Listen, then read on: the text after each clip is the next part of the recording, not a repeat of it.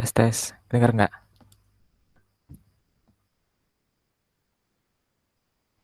Dengar kok, dengar. Oke oke.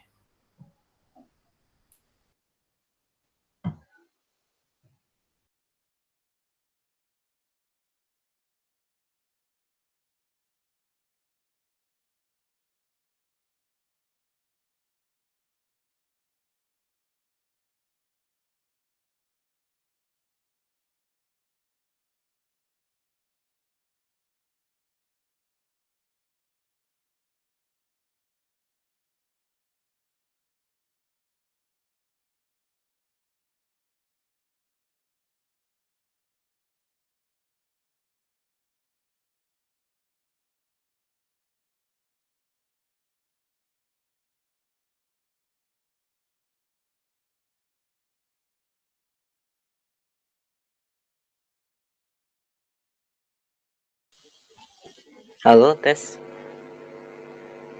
Halo, kedengeran nggak? Oke oke, dengar. Dengar kok. Mulai dari Jadi mana kita, ya? jadi kita mau bahas apa nih?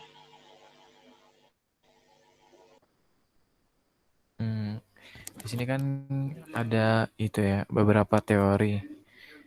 Yang pertama ada teori pemodelan bisnis.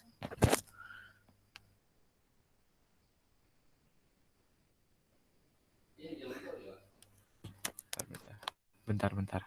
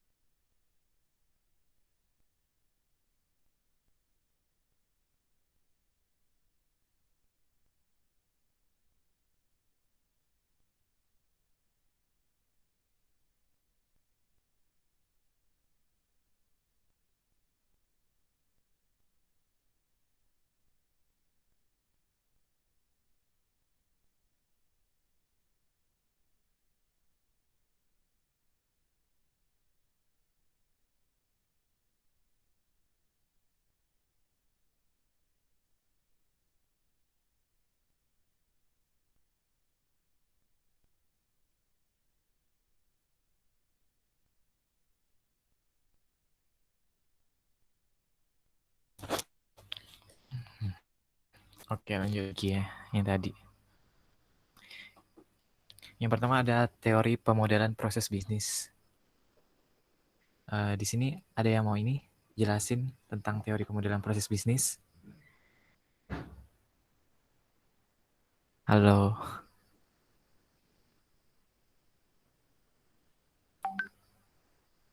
Dengar nggak sih?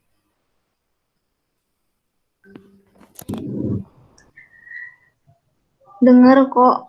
Ini nomor 1 kan punya Putra ya kan? Coba Putra yang Oke, oke. jelasin. Berarti dari Putra aja ya share screen-nya?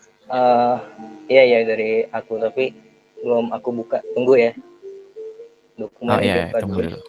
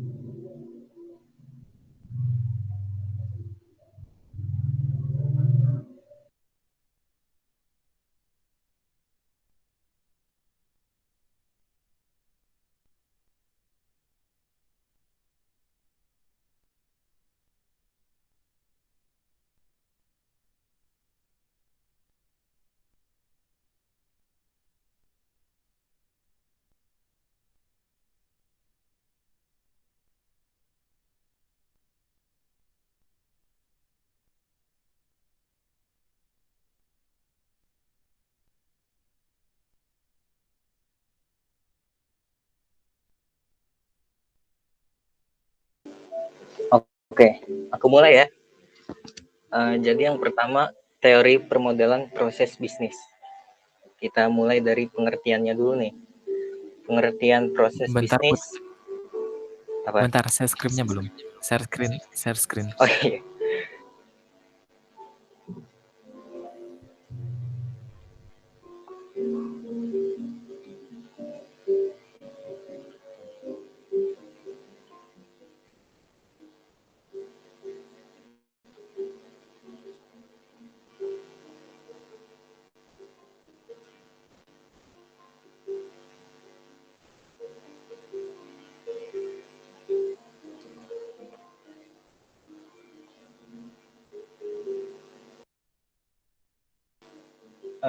Klik share screen ini pakai punya kamu aja dulu deh.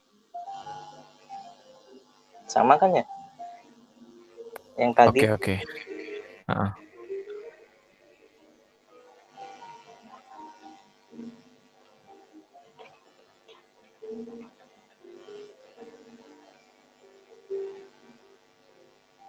Oke, aku mulai dari pengertiannya ya.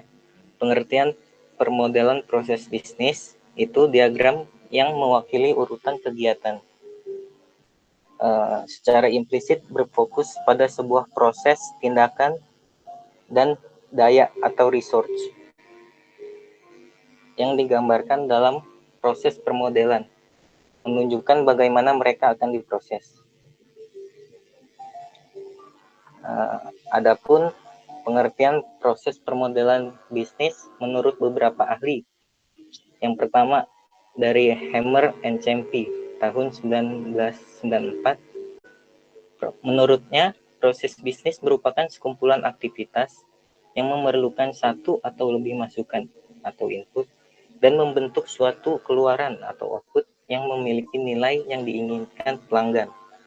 Selanjutnya ada dari Indrajit tahun 2002. Menurutnya, proses bisnis adalah sejumlah aktivitas yang mengubah sejumlah input menjadi output untuk orang lain. Yang selanjutnya dari Paul Harmon tahun 2003. Proses bisnis adalah serangkaian aktivitas yang dilakukan oleh suatu bisnis, di mana mencakup inisiasi input, transformasi dari suatu informasi, dan menghasilkan output. Nah, selanjutnya ada manfaat dan tujuan dari proses bisnis.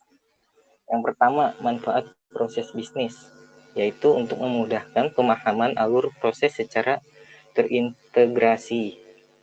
Selanjutnya, tujuan proses bisnis untuk mendefinisikan langkah-langkah yang harus diambil untuk mencapai suatu tujuan. Selanjutnya ada jenis-jenis proses bisnis. ada 3 jenis proses bisnis. Yang pertama, proses manajemen. Proses manajemen adalah proses yang mengendalikan operasional dari sistem. Yang kedua, proses operasional adalah proses yang meliputi bisnis inti dan menciptakan aliran tujuan utama. Yang ketiga, proses pendukung adalah mendukung proses inti. Namun harus ada sebuah proses pendukung. Nah, selanjutnya ada proses permodelan proses bisnis. Proses bisnis melingkupi hal-hal sebagai berikut. Yang pertama, proses bisnis mempunyai tujuan atau sasaran. Yang kedua, proses bisnis membutuhkan input. Yang ketiga, proses bisnis menghasilkan output. Yang keempat, proses bisnis membutuhkan sumber daya untuk memproses masukan. Yang kelima, proses bisnis harus melakukan aktivitasnya secara berurutan. Yang keenam, proses bisnis harus dapat melibatkan lebih dari satu bagian. Yang ketujuh, proses bisnis dapat memberi keuntungan dan kemudahan untuk semua pelanggan. Jadi itu sih menurut aku pengertian dari permodalan proses bisnis. Mungkin ada yang ingin ditambahkan? Jadi kan di sini kita kan diskusi. Tadi kan si Putra udah ngasih tahu beberapa pengertian proses bisnis menurut para ahli. Ini aku mau ngasih saran. Apa nggak lebih baik kalau kita buat kesimpulan kita sendiri gitu? Apa pengertian dari proses bisnis? Apa pengertian dari teori BPM? Oh iya. Jadi kalau menurut aku sendiri sih proses bisnis itu aktivitas yang menghasilkan sebuah input menjadi output yang berguna bagi pelanggan gitu. Mungkin menurut kalian Gimana tadi Put? Ini aktualnya sambil nulis, biar nanti kita masukin ke. oke. Menurut aku sih proses bisnis merupakan aktivitas Ya. yang menghasilkan input menjadi output ya, menjadi output yang diinginkan bagi pelanggan. Itu sih menurut aku. Oke. Kalau menurut Lauren, Oke, menurut aku ya, proses bisnis itu merupakan suatu kumpulan dari beberapa pekerjaan atau kegiatan yang saling terkait untuk menyelesaikan suatu masalah tertentu, yang dimana nantinya akan menghasilkan suatu produk ataupun layanan yang akan berguna. Oke, jadi suatu kumpulan dari pekerjaan untuk memecahkan permasalahan ya. Menyelesaikan suatu permasalahan. Menyelesaikan suatu permasalahan untuk menghasilkan sebuah produk. Atau layanan tertentu. Untuk menghasilkan produk.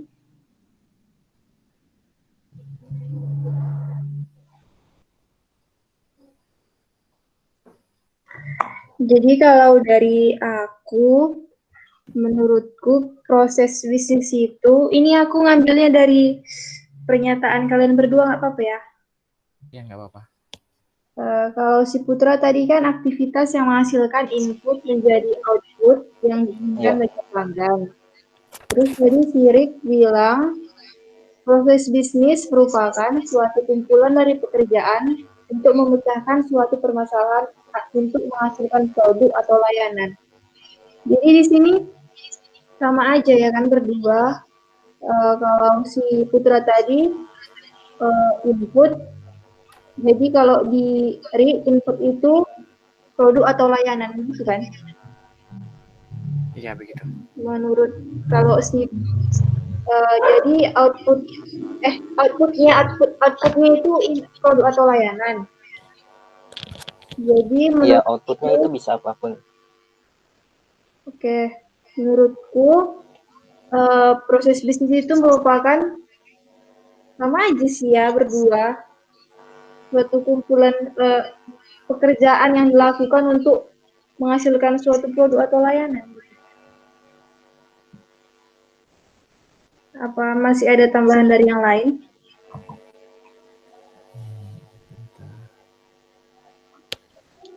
Mungkin itu aja sih. Ya, jadi ini udah bisa lanjut ke nomor 2. Ya, boleh lanjut. Ya, lanjut aja.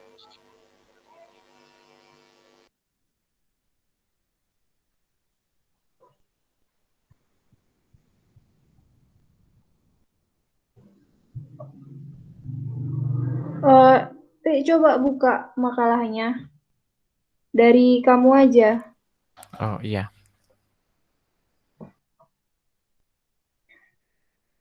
Oke.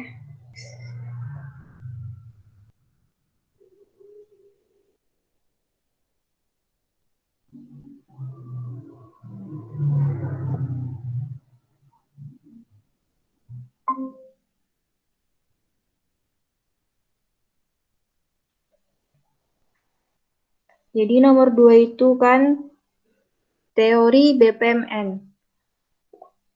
Pengertian dari BPMN adalah standar untuk memodelkan proses bisnis dan proses-proses web service yang bertujuan untuk menyediakan notasi yang mudah dipahami oleh semua pengguna bisnis. Yang tidak kalah pentingnya adalah untuk memastikan bahwa bahasa XML yang dirancang untuk pelaksanaan proses bisnis dapat dinyatakan secara visual dengan notasi yang umum. Jadi di sini yang aku tangkep, BPMN ini dibuat untuk bertujuan untuk memudahkan seluruh pengguna bisnis. Pengguna bisnis ini maksudnya bisa dari pemilik bisnis, dari kita sebagai konsumen, supaya bisnis yang mereka buat itu proses-prosesnya dapat kita pahami dengan lebih mudah gitu, bukan dengan bahasa bisnis tapi dengan bahasa yang lebih umum, menggunakan notasi-notasi yang umum dari katanya di situ kan. Jadi di dalam BPMN ini telah ditambahkan notasi khusus untuk menggambarkan peristiwa berbasis pesan dan pesan lewat di antara organisasi. Nah, di sini ada beberapa, coba scroll ke bawah, udah. Oh enggak, di atas dari asosiasi ya. Ada notasi-notasi BPMN, bisa dilihat di situ ada gambarnya. Ke bawah. Nah, asosiasi tunggu. Ya. Sebuah asosiasi digunakan untuk mengasosiasikan objek atau satu sama lain. Jadi mengasosiasi maksudnya itu menghubungkan ya. Menghubungkan objek satu sama lain. Ini digunakan untuk menunjukkan bagaimana data input dan output dari activities. Nah, baru kita masuk ke swim lanes. Swim lane merupakan pengelompokan dari beberapa model elemen. Swim lane digunakan untuk memisahkan dan mengatur kegiatan oleh peserta, sehingga kita secara intuitif dapat memahami siapa yang bertanggung jawab untuk setiap event. Swim lane dibagi menjadi 2 jenis, yaitu yang pertama ada push. Scroll ke bawah.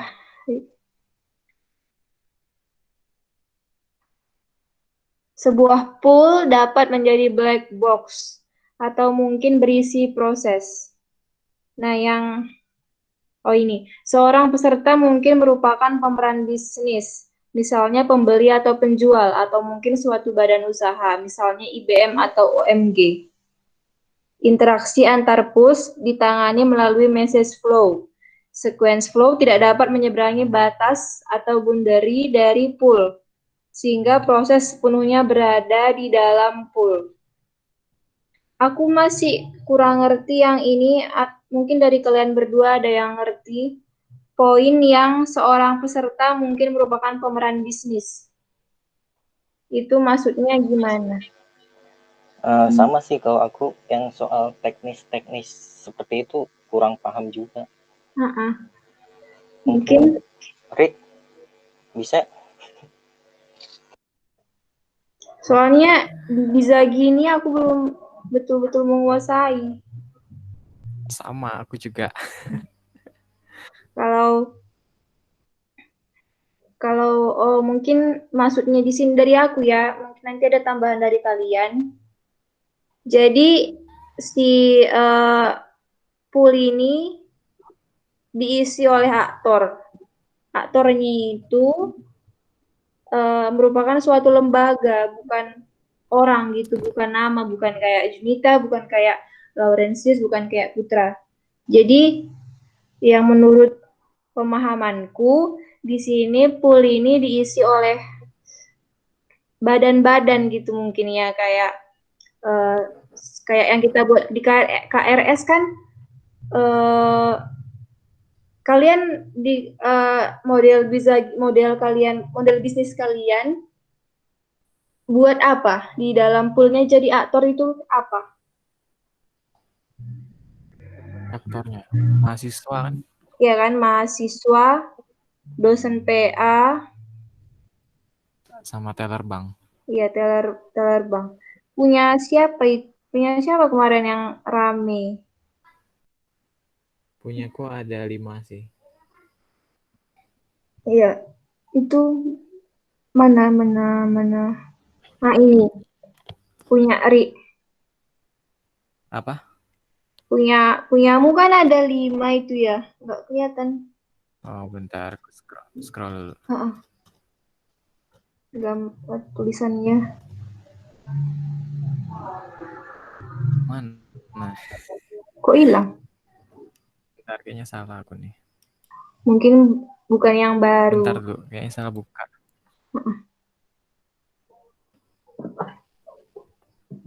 Bentar dulu ya.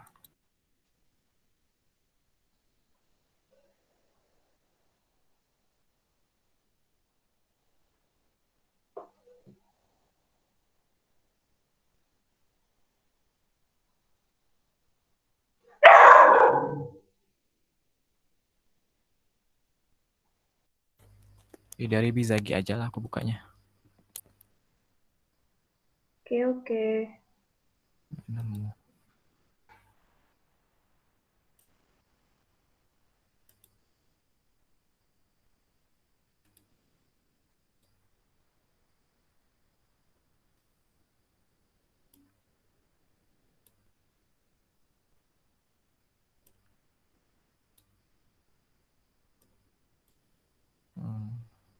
Kelihatan nggak?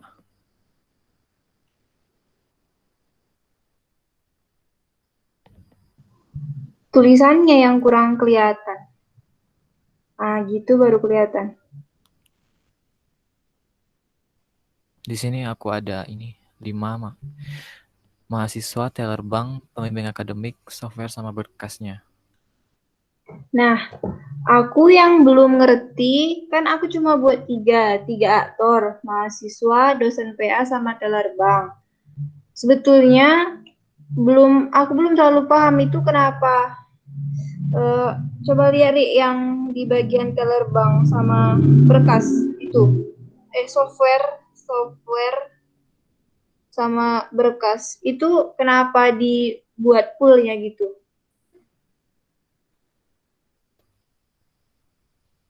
Kenapa ya? Nggak, nggak apa-apa kok, kan sama-sama belajar juga. Maksudnya tuh biar ada outputnya gitu loh. Kan dari teller bank kan kita nih bayar UKT ke teller banknya. Terus di Nah, teller banknya diproses. Terus nanti dari tellernya tuh ngasih bukti kan. iya. Nah dari sini kan dapatlah outputnya itu. Outputnya slip bukti pembayaran itu. Gitu sih Oh, menurut aku. mana? Uh, mau nambahin. Iya. Kan aku juga pakai gitu ya, kayak pakai dokumen sama software. Kalau menurut aku sih itu kayak abstrak gitu, kayak objek pendukung aja. Biar prosesnya itu lebih mudah dipahami. Gitu sih. Nah, berarti aku salah di punya model. Karena belum paham ya kan. Jadi aku buat kayak ini link siang undiksanya sama Google Meet-nya gitu. Cuma aku tambahi aja simbolnya, anotasinya di dalam pool-nya, nggak buat pool tersendiri gitu. Oke, lanjut. Tapi aku juga nggak tahu ya yang benar tuh yang mana. Hah? Soalnya kalau yang aku baca-baca sih abstrak itu ada gitu loh. Kayak database harus ditambah gitu. Oh, karena di Google, di YouTube pengertiannya banyak ya kan. Jadi Iya, udah gitu bahasa Inggris. iya, jadi kan kurang bisa dipahami. Apalagi kalau bahasa Inggris diubah ke Indonesia pakai Google Translate, maknanya bisa berubah. Oke, ayo lanjut lagi yuk, Ri, ke makalahnya.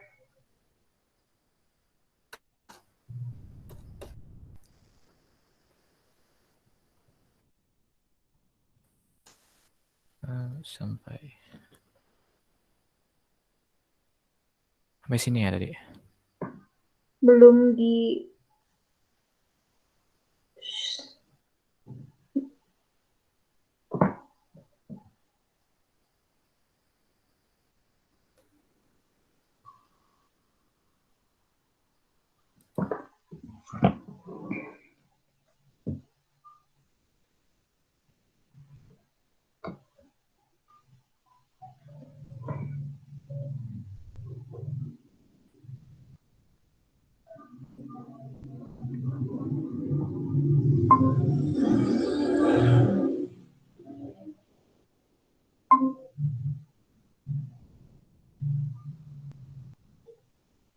sekarang yang lain kan.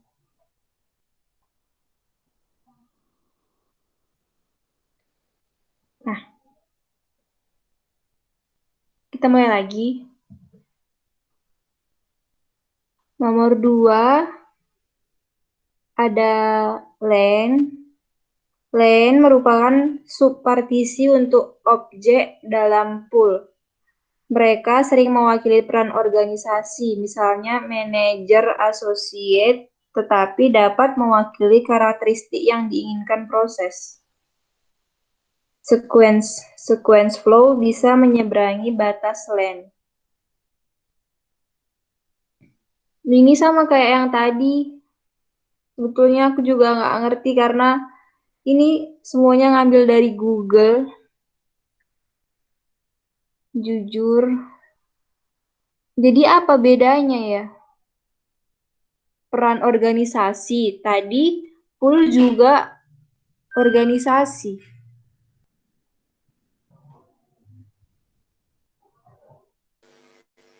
Di kalian ada yang Mau nambahin? Nah. Mungkin kalau pool itu aktivitas yang kita lakuin. Kalau lens itu mungkin ini alur agar aktivitas yang kita lakuin itu bisa berurutan gitu, sistematis. Oh. Gimana? Pool tadi aktivitas, kalau len itu alur. Iya, urutan. Urutan. Apa sih aktivitas pertama yang dijalanin, terus selanjutnya itu apa gitu, biar lebih sistematis aja. Oke. Makasih Putra. Oke. Baru lanjut ya. Lanjut ke yang C. Artifacts. Merupakan, maaf agak berisik, ada mobil lewat. Artifacts merupakan elemen yang digunakan untuk memberikan informasi tambahan dari sebuah proses. Bentuk dan penggunaan artifacts bermacam-macam dan bisa lebih luas tergantung dari standar pengertian BPMN yang digunakan. Saat ini terdapat 3 settingan pengaturan artifak, yaitu sebuah data objek yang digunakan untuk menunjukkan bagaimana data dan dokumen digunakan dalam proses. Terus, data objek digunakan untuk mendefinisikan input dan output dari kegiatan. Oh, mungkin ini ya, data objek itu kayak yang tadi di KRS kita itu bentuk KRS-nya ya kan? Iya, kayak gitu. Oh. Baru data objek dapat diberikan sebuah state atau keadaan yang menunjukkan bagaimana dokumen dapat diubah atau diperbaharui dalam proses. Kayak yang kayak tadi kalau dalam tugas kita penyusunan KRS, maksudnya di sini bagaimana dokumen dapat diubah dan diperbarui dari KRS yang belum valid menjadi KRS valid ya kan. Baru lanjut ke yang nomor 2, ada group.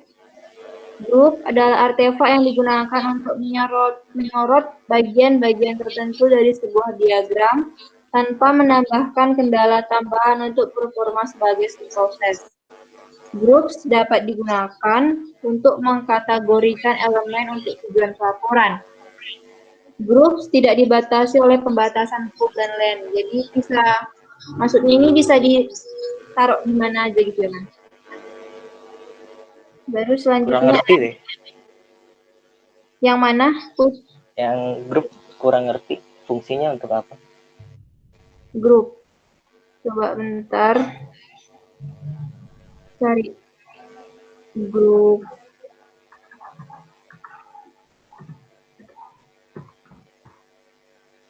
Simbol grup ini yang mana?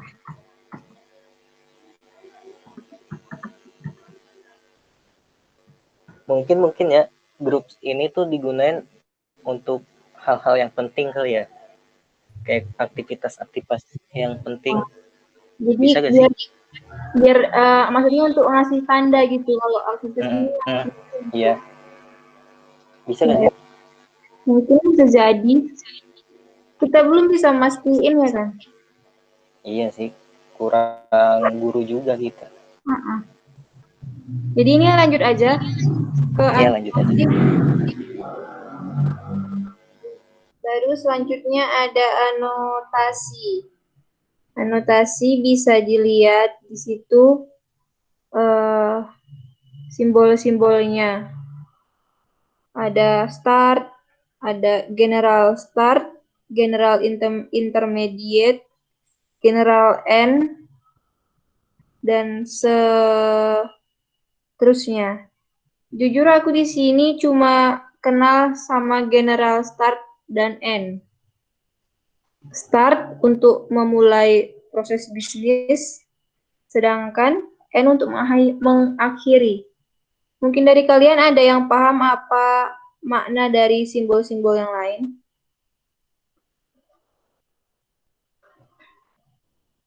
Aku belum paham semuanya juga sih, baru beberapa. Yang pertama di situ kan ada message ya. Itu seperti untuk menerima pesanan gitu. Menerima pesan. Baru yang lain Put. Yang terus ada timer kan. Itu tuh seperti durasi atau proses tunggu lah. Timer, durasi atau proses tunggu. Itu aja sih, yang lainnya belum pernah dicoba juga. Dari ini manggilnya apa ya? Laurentius, Patrick atau gimana? Terserah sih enaknya apa. Biasanya kalau aku sih biasa dipanggil Ujung doang, Rick doang. Oh, oke, Rick aja. Kalau aku sama sih malahan aku cuma tahu yang timer itu doang. Timer. Itu tadi durasi itu tadi, durasi menunggu. Oke. Jadi di sini kita cuma tahu ada 4 makna simbol. Yang pertama tadi dari start, end, message, dan timer. Itu doang.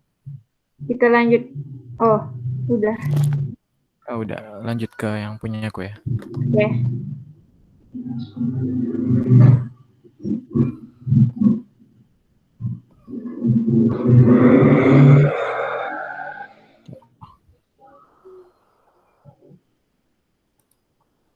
Oke, teori yang ketiga ada teori value add and waste analysis, root cause analysis, dan issue register. Yang pertama ada teori value add dan waste analysis. Di sini di value add ini aku mengambil dari kutipan menurut Heller dan Stowley. Value add merupakan nilai tambah, pengukuran performance, intensitas ekonomi yang memiliki sejarah panjang pada aplikasinya dalam ilmu ekonomi. Arti nilai tambah di sini yaitu perbedaan antara nilai dari output suatu perusahaan atau suatu industri, yaitu total pendapatan yang diterima dari penjualan output tersebut dan biaya masukan dari bahan-bahan mentah, komponen-komponen atau jasa-jasa yang dibeli untuk memproduksi komponen tersebut. Sedangkan tujuannya sendiri adalah untuk memberikan nilai dalam jumlah besar kepada pelanggan, serta memanfaatkan sumber daya kita dalam jumlah yang paling sedikit. Setiap kali mulai menganalisis suatu proses, dan setiap kali kita mau menentukan apakah itu berkontribusi pada setiap nilai output yang diinginkan, maka setiap langkah dapat diklasifikasikan ke dalam satu dari 3 kategori berikut ini. Yang pertama ada value add steps, merupakan langkah-langkah di mana Anda menambahkan sesuatu ke suatu produk atau layanan yang bersedia dibayar oleh pelanggan. Aktivitas ini merupakan di mana Anda mendapatkan hasil yang maksimal dari mengeluarkan sumber daya saat menyediakan produk atau layanan. Yang kedua ada non-value add but necessary steps, yaitu hanya karena langkah proses, bukan nilai tambah, bukan berarti itu adalah hal yang buruk. Proses semua termasuk langkah-langkah yang tidak menambah nilai, tetapi diperlukan untuk membuat produk atau layanan yang terjadi. Yang ketiga ada non-value add steps. Kategori ketiga yang memproses langkah-langkah yang dapat jatuh ke dalam adalah limbah yang murni. Dalam langkah-langkah ini, sumber daya dikeluarkan, keterlambatan terjadi dan tidak ada nilai yang ditambahkan ke produk atau layanan.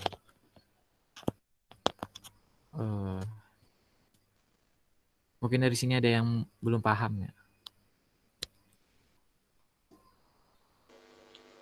Aku mau nanya tuh, kan di situ ada ini ya,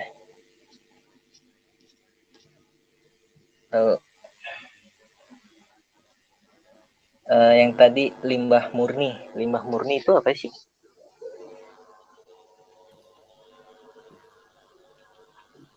Aku boleh bantu jawab nggak? Iya, boleh. Boleh. Ini menurutku ya, limbah murni itu ini kan non-value added steps. Jadi di sini limbah itu maksudnya waktu yang tapi di sini tidak ada nilai yang ditambahkan keluar atau layanan ya. Limbah murni mungkin hasil sisa apa sih namanya, bahan mungkin. Sisa-sisa bahan produksinya. Produksi. Jadi misalkan tahu limbah murninya kedelai gitu. Kedelai apa? Iya, kedelai ya.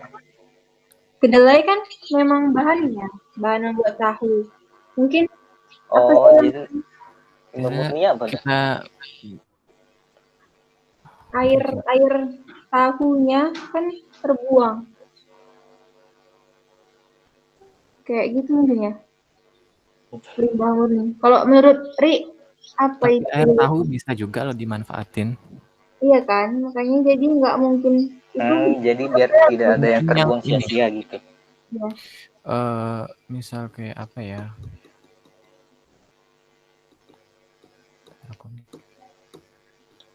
Limbah murni.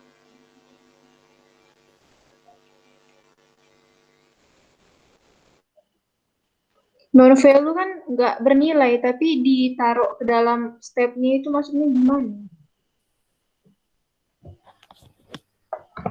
Ini aku juga ngambil dari Google. Waktu itu mau nambahin, waktu itu Boleh. pernah baca maksud dari non value but necessary itu, misalnya kita ngurus surat perizinan kan nggak ada keuntungannya gitu, tapi kan itu harus gitu sih.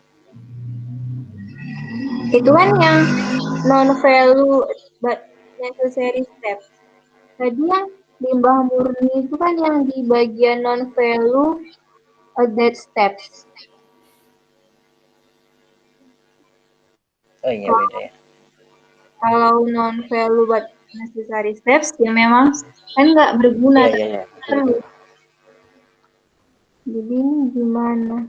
Kalau misalkan di sini dibuat contoh kan keterlambatan terjadi dan tidak ada yang ditambahkan.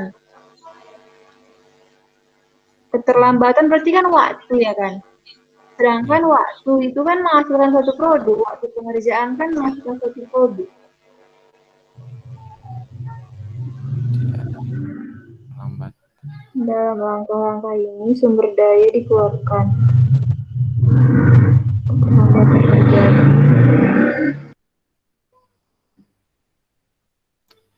Jujur aku juga masih bingung sih.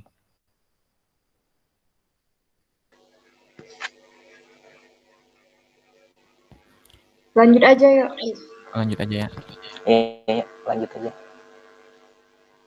Oke, yang B ada waste analysis. Merupakan sebuah kegiatan yang menyerap atau memboroskan sumber daya seperti pengeluaran biaya atau waktu tambahan, tetapi tidak menambahkan nilai apapun dalam kegiatan tersebut. Waste ini secara kasar dapat kita artikan sebagai sampah atau hal-hal yang tidak berguna, tidak memberikan nilai tambah dan tidak bermanfaat, serta dalam kata lain pemborosan. Berkaitan dengan produksi, waste merupakan hal-hal yang melibatkan penggunaan material atau resource lainnya yang tidak sesuai dengan standar. Di sini menurut Gaspers, secara umum terdapat 7 plus one type of waste yang terdapat pada suatu sistem produksi, yaitu yang pertama ada overproduction, yang merupakan jenis pemborosan yang terburuk yang mempengaruhi keenam jenis pemborosan yang lainnya. Overproduction ini terjadi karena memproduksi suatu produk melebihi kebutuhan pelanggan yang mengakibatkan penumpukan pada produk, sehingga memerlukan pengangkutan, penyimpanan, pemeriksaan, serta memungkinkan akan mengakibatkan kecacatan. Yang kedua ada waiting time atau delay. Waiting time ini disebabkan karena tidak seimbangan pada lintasan produksi, sehingga keterlambatan tampak melalui orang-orang yang sedang menunggu mesin peralatan dan bahan baku. Selanjutnya ada transportation. Merupakan pemborosan yang berupa pergerakan di sekitar lantai produksi. Transportasi terjadi di antara langkah proses pembuatan, aliran pengolahan, serta pengiriman kepada pelanggan. Selanjutnya ada overprocessing atau pemborosan. Ini disebabkan oleh proses yang berlebihan yang tidak diinginkan oleh pelanggan. Perusahaan membuat spesifik produk di luar keinginan pelanggan, sehingga sering menciptakan limbah dalam produksi. Selanjutnya ada motion. Merupakan jenis pemborosan yang disebabkan oleh gerakan yang tidak diperlukan oleh seorang operator atau mekanik seperti berjalan, mencari alat atau bahan. Ini dikatakan limbah ketika melihat seorang operator yang aktif bergerak dan terlihat sibuk sehingga sering melakukan gerakan yang tidak diperlukan atau tidak penting. Selanjutnya ada inventory. Inventory termasuk jenis pemborosan klasik. Semua inventory termasuk pemborosan kecuali jika diterjemahkan secara langsung untuk penjualan. Inventory dapat berupa raw materials, work in process, atau finished goods. Selanjutnya ada defects product. Jenis pemborosan ini dapat disebut scrap yang disebabkan oleh ketidakpuasan konsumen terhadap produk sehingga produk dikembalikan ke perusahaan. Selain itu, proses yang tidak baik. 7 pemborosan atau 7 W's ini disingkat dalam bahasa Inggris menjadi TEAMWORD. TEAMWORD ya, seperti T yaitu transportation atau transportasi, I inventory, M motion atau gerakan, W waiting atau menunggu, O over processing atau proses yang berlebihan, O yang kedua overproduction atau produksi yang berlebihan, serta D defects atau kerusakan. Oke, mungkin sekian materi dari Wes.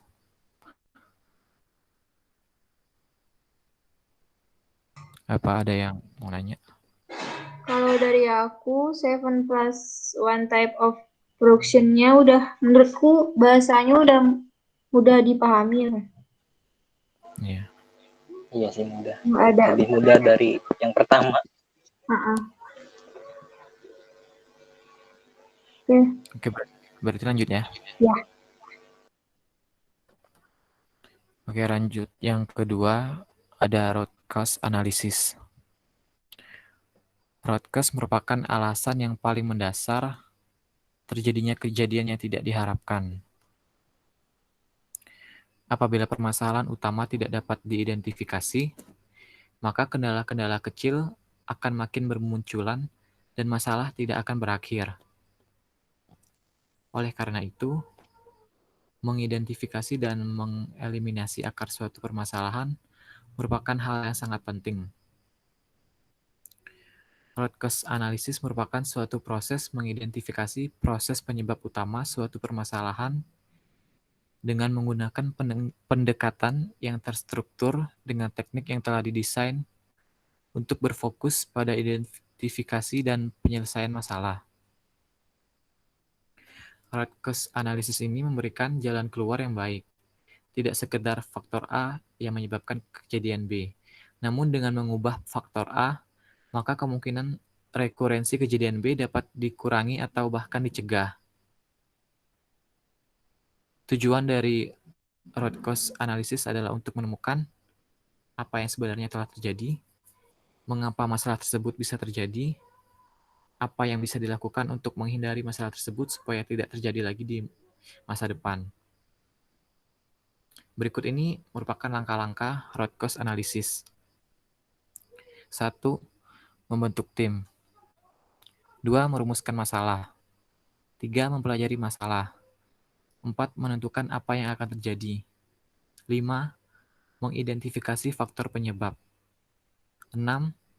Mengidentifikasi faktor-faktor lain yang ikut mendorong terjadinya insiden. 7.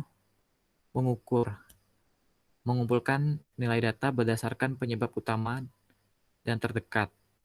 Yang ke-8,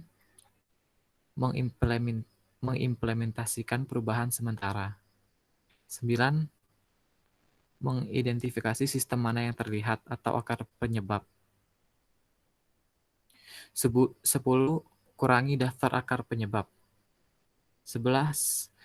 Pastikan konfirmasikan akar penyebab.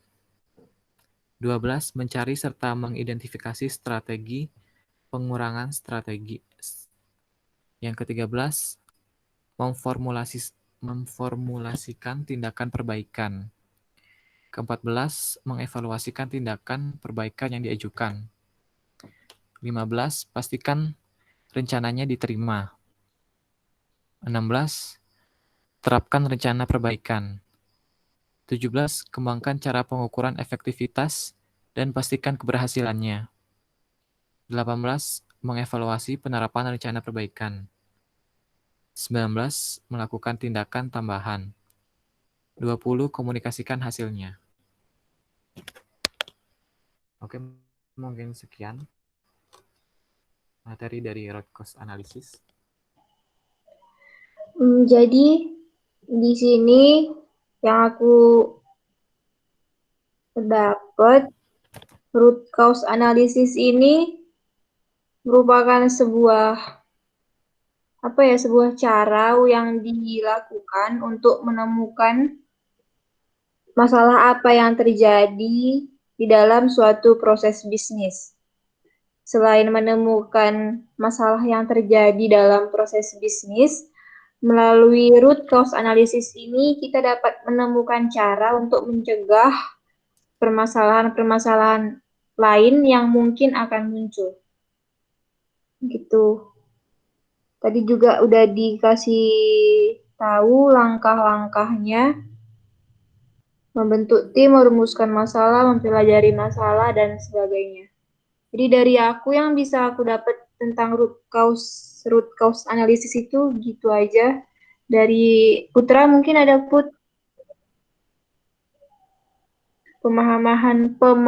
pemahaman tentang root cause analysis. Oke, aku menambahin mungkin root cause analysis ini pemecahan masalah yang mencari akar masalahnya gitu loh ya. Ya. Iya. Kan root akar. Itu aja sih mungkin. Oke, lanjutnya. lanjut ke isu register.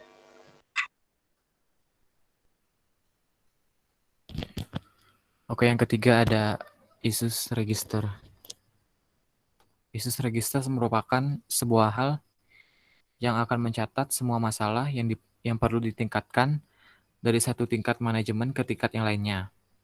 Hal ini dilakukan dengan tujuan agar dapat memantau serta mengendalikan status masalah yang sering dihadapi. Selain itu, ISUS register juga dapat membantu melaporkan masalah prioritas tinggi kepada manajemen untuk memastikan bahwa setiap masalah diselesaikan dengan cepat dan efisien. Berikut ada judul-judul khas dalam log register. Yang pertama ada identifier, yaitu setiap masalah harus mempunyai pengidentifikasi yang unik. Ini terutama digunakan untuk referensi silang dalam laporan dan dokumentasi pendukung. Selanjutnya ada date, tanggal masalah pertama kali diangkat.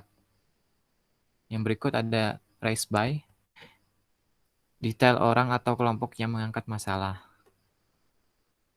Selanjutnya ada escalate to, atau detail orang atau grup yang menjadi pusat permasalahan. Selanjutnya ada description, yang termasuk sebab dan akibat. Sebab akan menjelaskan bagaimana masalah muncul, serta efeknya akan menggambarkan dampaknya pada tujuan dalam hal ruang lingkup, jadwal, keuangan, risiko, serta sumber daya. Yang berikut ada solution. Jika memungkinkan, masalah harus disertai dengan opsi dan rekomendasi untuk penyelesaiannya. Selanjutnya ada decision. Sifat dari setiap keputusan yang diperlukan, rentang waktu untuk pengambilan keputusan, serta berpotensi konsekuensi dari penundaan. Selanjutnya diperbarui untuk mendokumentasikan keputusan yang dibuat. Yang berikut ada status, yaitu status masalah yang saat ini. Selanjutnya ada date close, tanggal ketika keputusan dicapai serta diimplementasikan. Yang terakhir ada cross reference, yaitu mengidentifikasikan informasi terperinci tentang pengaruh masalah atau tentang rencana pengecualian yang telah disiapkan untuk menghadapinya. Oke, mungkin sudah materi ISUS register. Di sini aku ada mau nanya. Tadi tentang ISUS register kan merupakan sebuah hal yang akan mencatat semua masalah yang perlu ditingkatkan dari satu tingkat manajemen ke tingkat lainnya. Aku bingung. ISUS register ini cara lain yang bisa digunakan untuk menemukan masalah atau issues register ini adalah bisa digunakan untuk menerapkan root cause analysis. Karena kan tadi root cause analysis juga mencari dan memecahkan masalah kan. Iya sih. Yang aku tangkap sih ya, issues register ini kayak hampir sama lah dengan yang apa nih sebelumnya ini root cause analysis untuk pemecahan masalah. Mau nambahin? Bang? Oh, oke. Kalau menurut aku sih ya, kalau isu register ini buat mecahin masalah yang general gitu. Kalau yang root cause tadi buat yang khusus gitu, yang penyebabnya itu serius. Mungkin nggak sih? Iya, iya juga Mungkin sih. intinya Mungkin. karena kan root cause analysis akar, jadi akar dari permasalahan yang lebih heavy. Jadi Iya, kalau issues register ini untuk memecahkan masalah yang bisa jadi mungkin lebih mudah untuk diselesaikan gitu ya kan. iya, yang lebih umum lah. Lebih masalah yang lebih umum.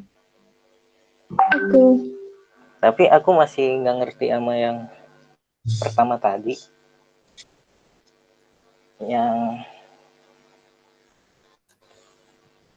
yang value add itu loh.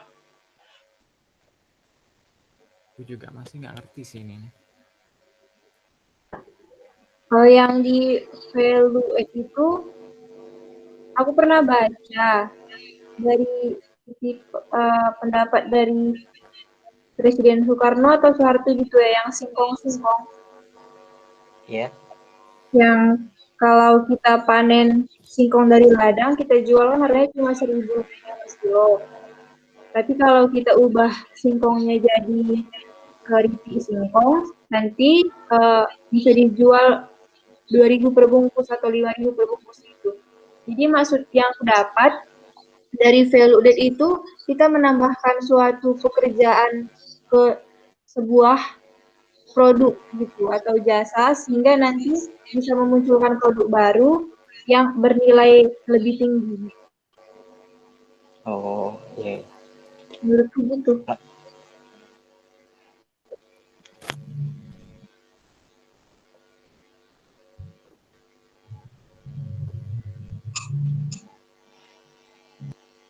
Iya sih, bisa jadi kayak gitu. Ini makalahnya udah habis ya kan materinya. Udah. Mungkin kita diskusin lagi model analisis yang di Pijagi itu. Iya kan Gimana? di tugasnya juga bukan kita disuruh membuat model bisnis baru ya. Cuma didiskusin kan yang betul atau salahnya, Oh cuma didiskusin aja tuh atau salahnya. atau dibuat baru. Coba buka dulu apa namanya di learning. Di grup ada ya kan? Tugas-tugasnya apa aja?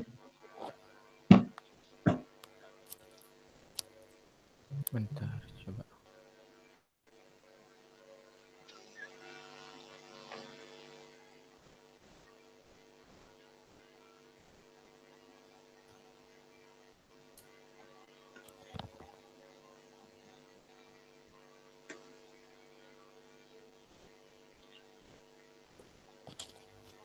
Ini kita ngumpulnya masing-masing atau satu orang nanti?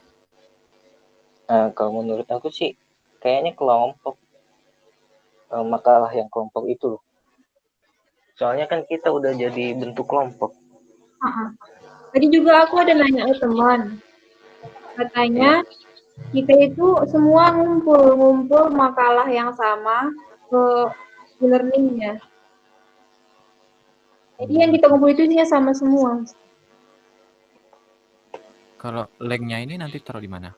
Di makalahnya aja, nanti kan bisa dimasukkan. Nanti share aja linknya, biar aku tambahin ke makalahnya. Jadi ini tadi disuruh buat model baru atau cuma nganalisis saja?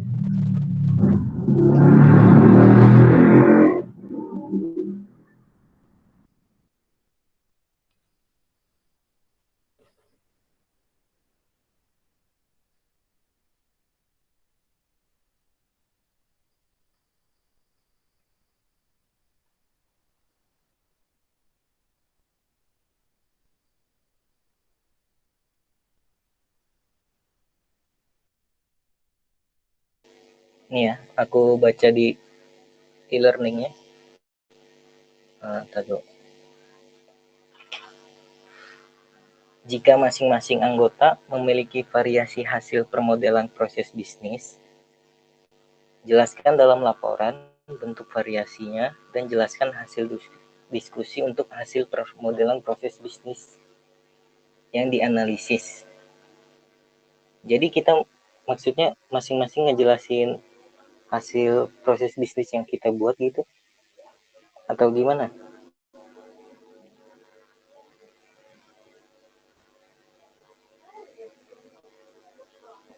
Oh, jadi kita itu jelasin tentang proses bisnis yang kita buat.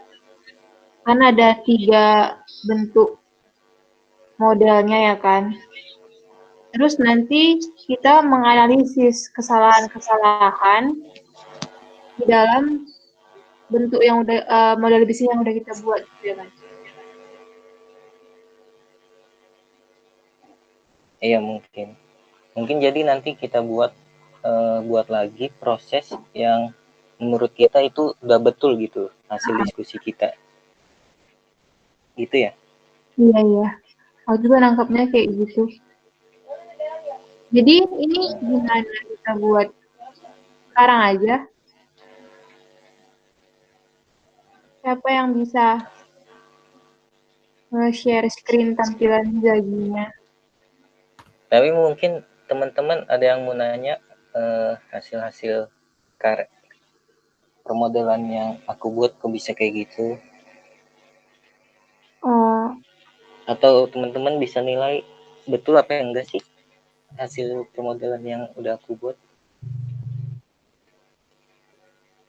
Putra bisa apa enggak share screen aja di Zaginya? Soalnya kalau yang di Oh, makalahnya enggak jelas kelihatan. wait. Hmm.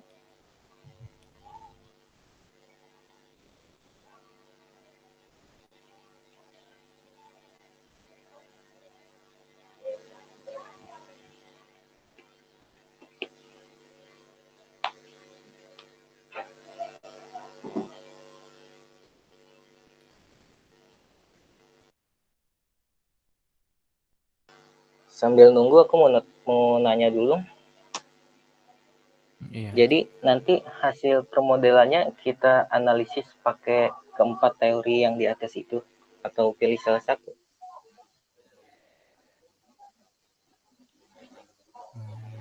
Kayaknya kita disuruh analisis pakai teori BPMN aja ya kan? Kan kita di sini pakai di Zagi. Menurutku ya.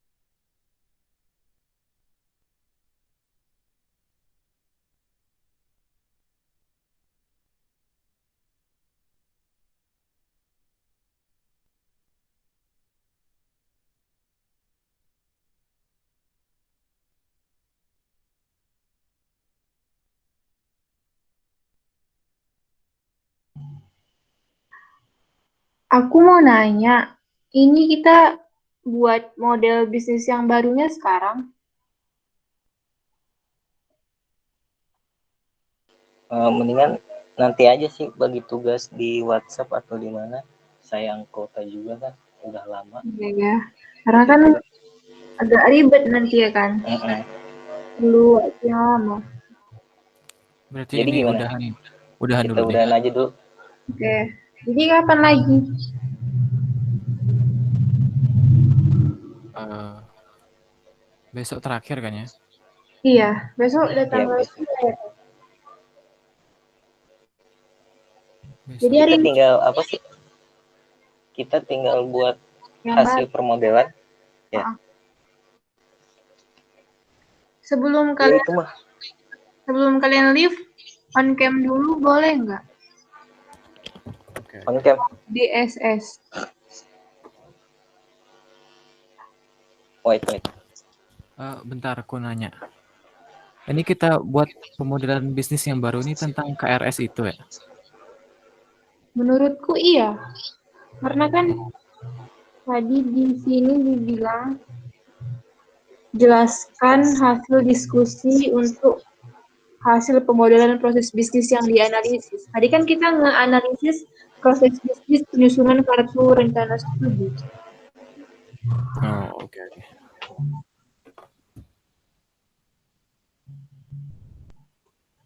Tapi sebetulnya kita juga nggak bisa nentuin nanti yang udah kita buat itu yang menurut kita udah benar-benar betul. Apa gini aja, dari ketiga itu dibikin satu. Gimana sih? Oh, mungkin nanti apa yang nggak ada, Apa ya? Ditambahin Oh, dari tiga itu. oke. On cam ya? Ya, nggak apa-apa kan? Iya ya.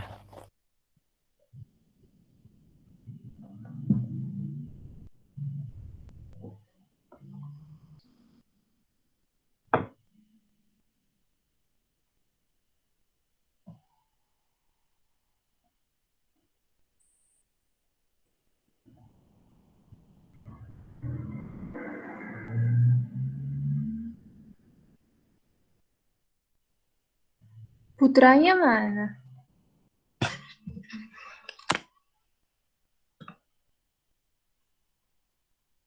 Putra hobi ngilang ya? Kamu di Medan ya, Jun? Iya. Jauh dong ke Bali. Lumayan. Tinggal Putra ini yang belum on cam. Tunggu. Aku cahayanya kurang terang kayaknya. Lagi di luar soalnya. Nggak apa-apa, biar kelihatan mukanya aja. Di kalian muka kita kelihatan bertiga ya nggak? Aku cuma lihat ini, muka kau. Muka aku nggak ada. Oh iya ya, aku juga gitu.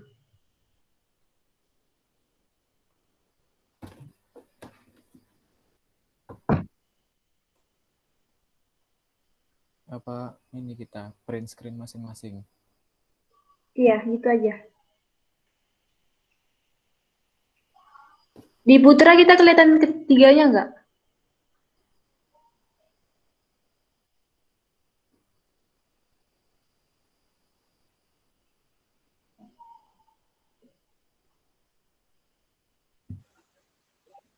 Udah kelihatan belum? Belum.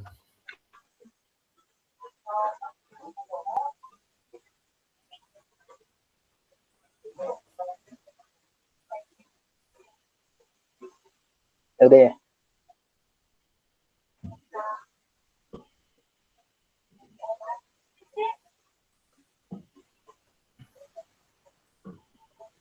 Ari udah nge-print screen. Aku udah. Oke, yuk. Ya. Cuma Kak Putranya belum. Coba nunggu Tadi dulu. udah kelihatan belum? Belum. Makanya Belum. sekarang.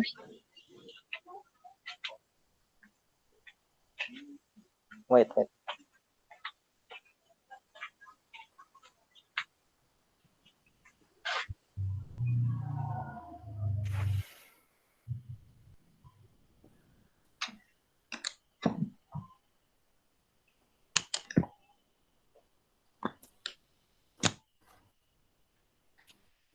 Ah, Udah ya?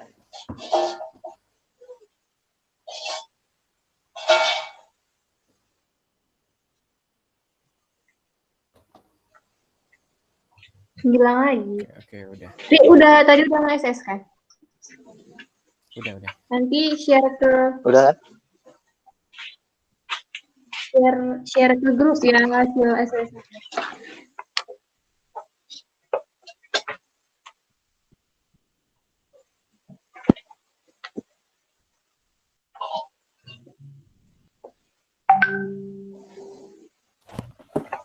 Jadi udah ya ini. Jadi kita tinggal buat hasil permodelan KRS-nya. Udah itu dong. Ya. Udah. Apa kita Itu dong. selanjutnya bakal diskusi lagi? Gak usah kan? Kayaknya nggak usah nih. Kita Nggak cepet juga waktunya. Kita didiskusiin di WhatsApp aja ya?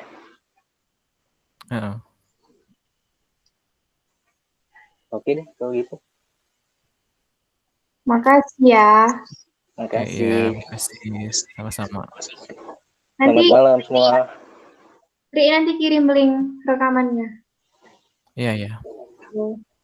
Selamat malam. Malam. Dah.